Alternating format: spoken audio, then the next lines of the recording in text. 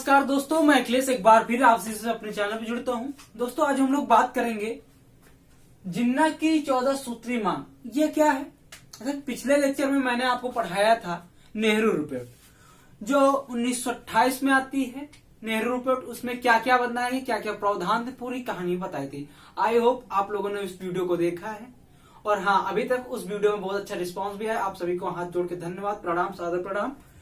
चलिए दोस्तों, इसी तरह अपना प्यार बनाए रखें। और हम आज बात करेंगे जिन्ना की जो 14 महत्वपूर्ण मांगे थी, क्योंकि आपने उसमें देखा था वो नेहरू रिपोर्ट क्यों नहीं मांगी गई थी। कहीं ना कहीं उसमें जिन्ना का एक प्रमुख हाथ था, जो नेहरू रिपोर्ट नहीं मानी गई थी। ठीक है, हालांकि कुछ वामपंथी नेता थे, युवा नेता थे, जिनकी वजह से भी, और उसमें जिन्ना का भी मैं कहूं तो 40% थे, 30 से 40% हाथ जिन्ना का भी था, जिसकी वजह से नहीं माना गए थे। क्योंकि वो गुस्सा हो रहे थे, मुस्लिम लीग स्टैब्लिश कर चुके थे, और कुछ ही समय 1916 में मुस्लिम लीग फिर से मिली थी। नरमदल गरमदल ये सब मिल गए थे आपस में, फिर से कांग्रेस कुशल चलने लगी थी। ऐसा कुछ प्रक्रिया हुई। लेकिन अब बात करते हैं जिन्ना की 14 सूत्री मांग क्यों प्रस्तुत की। जब नेहरू रिपोर्ट सर्वदलीय बैठक में हुई तो जिन्ना को लगा कि जो जिन्ना को लगा जो मुस्लिम संप्रदाय उसको दबाया जा रहा है। ये हिंदुत्व को ऊपर कर रहा है और मुस्लिम संप्रदाय को दबाया जा रहा है।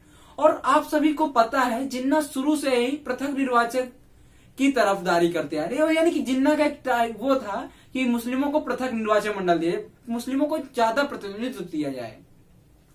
माल्य मिंटो सुधार 1909 में जिन्ना ने पृथक निर्वाचन मंडल सुधार भी पा लेते हैं, आप सभी को पता है।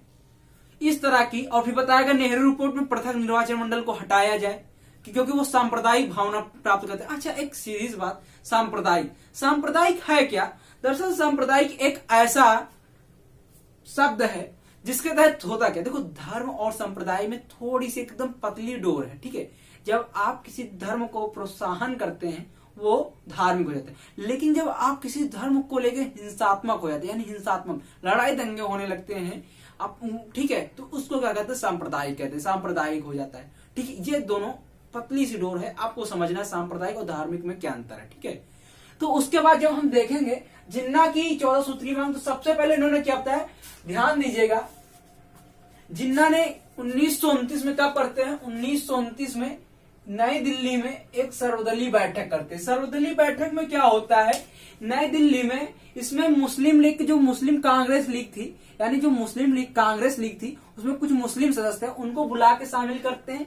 और एक सफी गुट था। ठीक है, एक सफी गुट था, उनको, यानी जिन्ना, मुस्लिम कांग्रेस, ठीक है, जो मुस्लिम लीग थी वो सदस्य और सफी गुट, ये सारे सदस्य मिलकर एक नई दिल्ली में एक बैठक करते हैं। और उसके बाद ये अपनी जिन्ना 14 सूत्री मांग की रिपोर्ट प्रस्तुत करते हैं। ठीक है, तो इन्होंने अपने 14 सूत्री मांग की रिपोर्ट में पहले क्या बताया, भारत का संविधान कैसा हो, संघात्मक हो। संघात्मक का मतलब फेडरल, फिर से मैं बता दे रहा हूं, संघात्मक मतलब फेडरल। फेडरल का मतलब कहां, जहां पे केंद्र हो और प्रांत हो।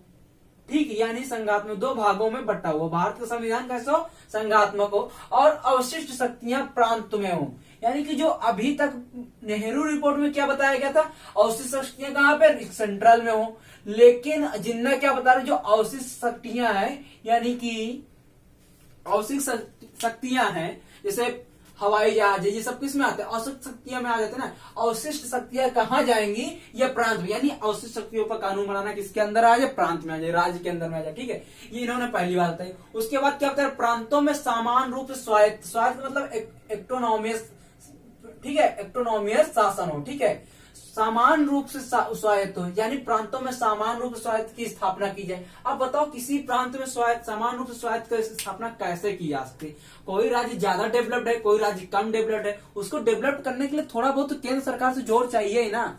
ऐसे कैसे हो सकता है? इसलिए सभी प्रांतों में समान स्वायत्त कैसे मिल सकता है, भाई आप ही सोचिए। ठीक है, इनका मानना था प्रांतों में समान रूप से स्वायत्त का शासन स्थापना की जाए। उसके बाद इन्होंने क्या बताया, सभी विधानमंडल और निर्वाचित निकायों को, ठीक है, निर्वाचित निकाय को फिर से गठन किया जाए। जो सभी विधानमंडल हैं और उनको और निर्वाचित निकाय को फिर से गठित किया। अल्पसंख्यक जातियों को पर्याप्त प्रतिनिधित्व दिया जाए, यानी अल्पसंख्यक जातियों, अब जहां पे इलेक्शन हो गया है उसमें कहा फिर से इलेक्शन, यानी जितने विधानमंडल में सरकार बन चुकी है उसको री इलेक्शन कराया जाए। सभी विधानमंडल और निर्वाचित निकाय को फिर से गठन किया जाए, अल्पसंख्यक जातियों को पर्याप्त प्रतिनिधित्व दिया जाए, प्रांतीय विधानमंडल में बहुसंख्यक लोगों को बहुमत रहे, ना घटाया जाए ना बराबरी की जाए। अब बताओ, अब इन्हीं की भाषा में देखो, ये अपनी लैंग्वेज में क्यों फंस गए, ठीक है, ये बात बताओ क्यों नहीं मानी। देखो, सभी विधानमंडल और निर्वाचित निकायों को फिर से गठन किया जाए, ऐसा मुमकिन हो सकता है? भाई जो जीत गया वो कैसे मान लेगा कि हम फिर से हमारी इलेक्शन कराओ? भाई वो अपने पूरे टाइम पीरियड में तो इलेक्शन में रहेगा ही नहीं रहेगा ना।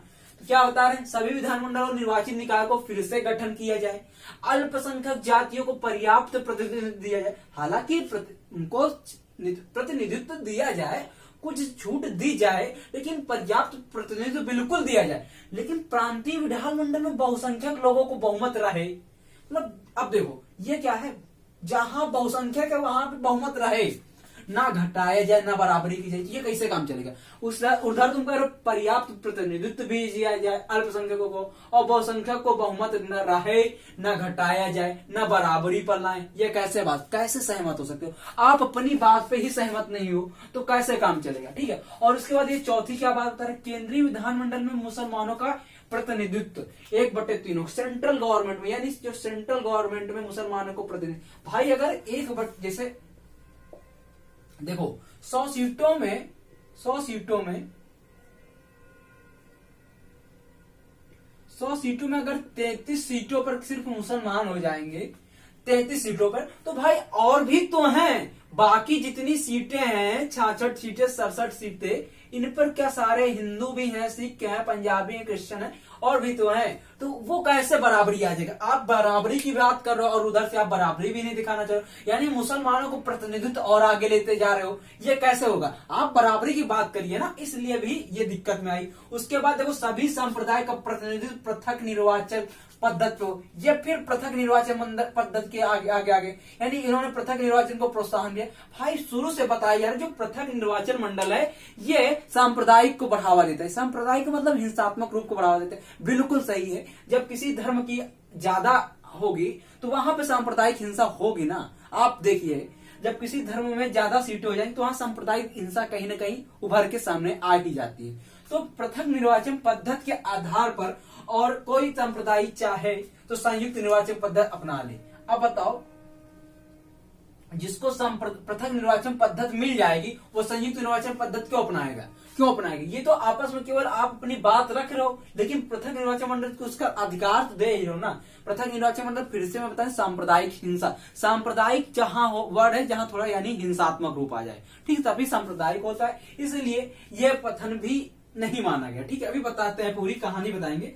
अभी जान लीजिए, सभी संप्रदाय, इन्होंने 5वीं बात क्या बताई, सभी संप्रदाय का प्रतिनिधित्व पृथक निर्वाचन पद्धति के आधार पर हो, और कोई संप्रदाय चाहे तो संयुक्त निर्वाचन पद्धति अपना सकता है। अब बताओ, पृथक निर्वाचन पद्धति के आधार पर हो, यानी पृथक निर्वाचन मतलब सीधा संप्रदाय को फिर से बढ़ा देना, और फिर कह रहा है कि संयुक्त निर्वाचन पद्धति को अपना भी ले, अगर वो चाहे तो अपना भी ले।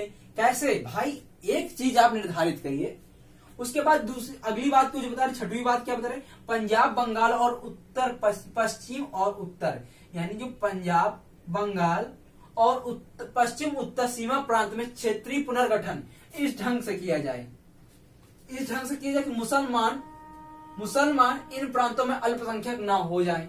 मतलब कि सिर्फ आप अपने मुसलमानों के प्रति ही लगाव दिखा रहे हैं, और किसी भारत में कोई जनता नहीं थे क्या, और कोई, मतलब देखो, मैं किसी मुसलमान के लिए कुछ भी नहीं कर रहा हूं भैया। आप सभी ने आजादी में दिया, सबने आजादी में दिया, बहुत कुछ साथ दिया, ऐसा कोई नहीं था। मौलाना अबुल कलाम आजाद जो भारत के प्रथम शिक्षा मंत्री थे, ऐसे उनको शिक्षा मंत्री का पद नहीं मिला। भाई उन लोगों ने आजादी में बहुत कुछ किया, लेकिन ये सब हिंसात्मक रूप है। आज मैं कहता हूँ हिंदू मुस्लिम एकता तो जो है, ये गंगा यमुना की जो तहजीब दी जाती है, भाई साहब ये पूरे विश्व में मशहूर है, और हम लोग उसी पद पे चलेंगे, उसी अनुसार चलेंगे, हिंदू मुस्लिम की एकता के साथ, गंगा यमुना की तहजीब के हिसाब से चलेंगे। ठीक है, इन्होंने क्या बताया, मुसलमानों को इन प्रांतों में अल्पसंख्यक ना हो जाए, ऐसा गठन किया जाए। अब बताओ, जहां पे मुसलमान ज्यादा हैं, ये जहां कम है, तो उनको इक्वल कैसे किया जाए? कोई मुसलमान प्रविशेष होगा, यानी अपने स्थान दूसरे स्थान जाएगा, ऐसा कैसे होगा? जिसका घर यहाँ है, मान लो उसका घर पंजाब में, तो वो उत्तर पश्चिम बंगाल क्या करने कहा जाएगा? वो अपने परिवार छोड़ क्यों जाएगा? बताओ, ऐसा एग्जाम्पल। ठीक है, या पश्चिम बंगाल में पंजाब क्यों आएगा? ठीक है। तो पंजाब, बंगाल और उत्तर पश्चिम में सीमा प्रांत में क्षेत्रीय पुनर्गठन इस ढंग से किया जाए कि मुसलमान इन प्रांतों में अल्पसंख्यक न हो जाए। अरे ठीक है, उनको ध्यान दिया जाएगा। आप उधर भी करो प्रति 1/3 प्रतिनिधित्व मिल जाए, प्रथम निर्वाचन मंडल मिल जाए, और ये सारी बातें भी बताई जाए। ठीक है, उसके बाद क्या हो रहा है, सभी धार्मिक संप्रदाय को पूर्ण आजादी दी जाए। ठीक है, सभी धार्मिक संप्रदाय को पूर्ण आजादी दी जाए, प्रचार प्रसार पर कोई प्रतिबंध न लगाया जाए। यही चीज अभी हमें संविधान में देखो, सभी धार्मिक संप्रदाय को है पूर्ण आजादी है ना, आप अपने धर्म को प्रचार प्रसार कर। आर्टिकल 25 यही तो कहता है ना कि हम अपने धर्म को पूर्ण प्रचार प्रसार कर सकते हैं। वही चीज, ये तो 7 बात हुई। और जो अगली 7 बातें हैं वो हम आगे के डिस्कस करते हैं। इतनी बात आई होप समझ में आई होगी। अगर आपको कोई भी डाउट कोई शब्द में हो तो मुझे नीचे कमेंट बॉक्स में जरूर बताइएगा, मैं आपको डिस्कशन पूरी अच्छी तरीके से समझाने की कोशिश करूंगा। ठीक है, आपको कोई डाउट छोड़ूंगा। चलिए आगे की जो बात है, आगे जो अगली 8वीं बात ये कहते हैं, क्या कहते हैं, किसी विधानमंडल में ऐसे विधेयक न पेश किए जाए। ध्यान दीजिएगा, इनकी सबसे 8वीं महत्वपूर्ण बात क्या है, किसी विधानमंडल में ऐसे विधेयक न पेश किए जाए। ठीक है, ऐसे विधेयक न पेश किए जाए जिसका संबंध किसी सांप्रदाय यानी किसी विशेष धर्म के लिए हानिकारक हो। ठीक है, इन्होंने अपनी 8वीं बात यह क्या कही, किसी विधानमंडल में ऐसे विधेयक या ऐसे बिल न लाए जाएं जिसका संबंध किसी सांप्रदाय यानी किसी विशेष धर्म के लिए हानिकारक हो।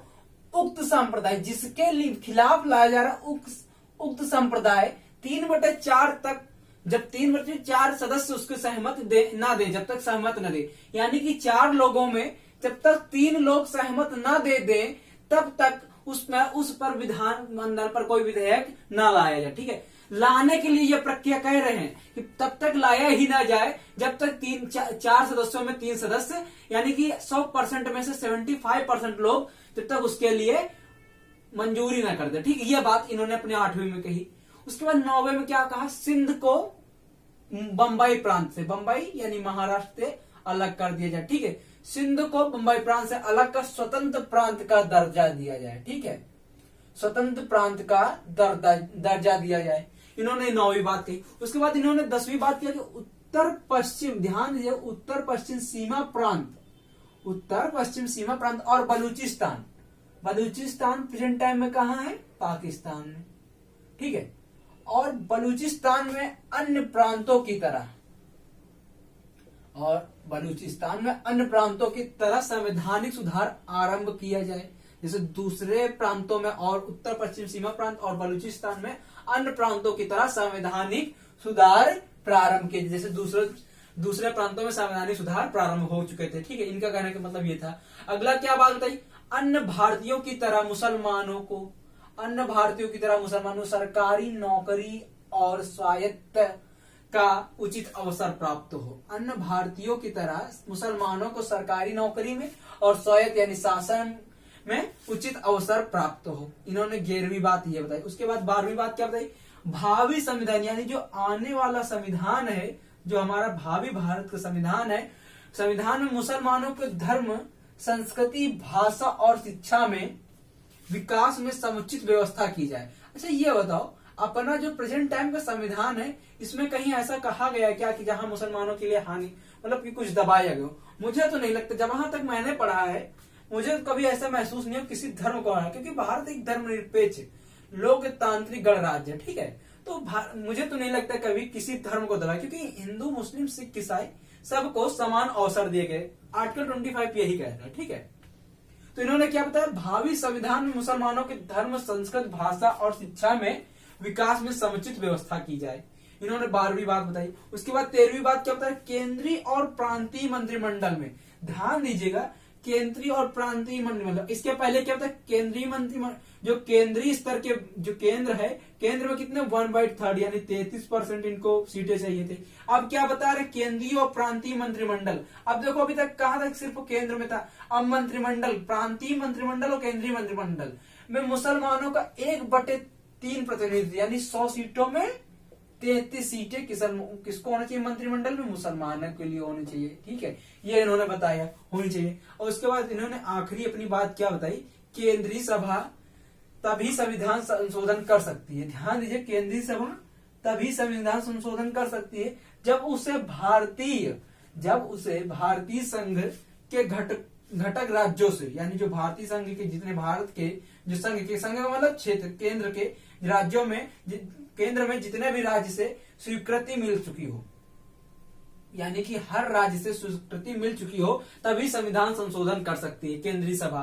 तभी संविधान संशोधन कर सकती है जब उसे भारतीय संघ के घटक राज्यों से स्वीकृति मिल चुकी हो।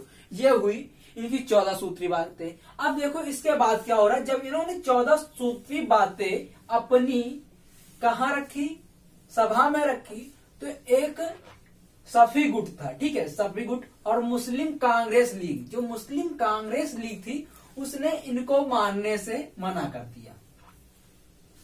उसने क्या किया, इसको मानने से मना कर दिया, ठीक है।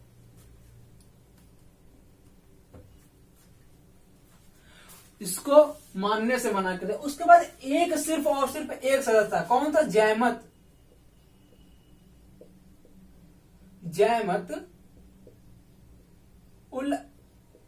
उल्लाह, ठीक है, जयमत उल उल्लाह सिर्फ एक सदस्य था जो जिन्ना की 14 सूत्री मांगों पर मतलब कि हस्ताक्षर करता है। हाँ, ये प्रदान कर देता है, अपनी सहमति प्रदान कर देता है, सहमति प्रदान करता। तो कभी कभी क्वेश्चन पूछ लिया जाता है कि जिन्ना की 14 सूत्री मांगों पर सहमति प्रदान करने वाला कौन सदस्य था, तो जयमत उल उल्लाह था, ठीक है। इसी ने जिन्ना की 14 सूत्री मांगों पर अपनी सहमति प्रदान की, बाकी ना तो सफी गुट ने की और ना ही मुस्लिम कांग्रेस लीग ने की। तो दोस्तों ये हुई जिन्ना की 14 सूत्री मांगे। आई होप ये सेगमेंट, ये लेक्चर आपको अच्छी तरीके से समझ में आया। अगर प्लीज अच्छा लगे तो प्लीज दोस्तों चैनल को लाइक करें, शेयर करें और सब्सक्राइब करें, बिना सब्सक्राइब किए ना जाए। थैंक यू दोस्तों, बाय, गुड नाइट, जय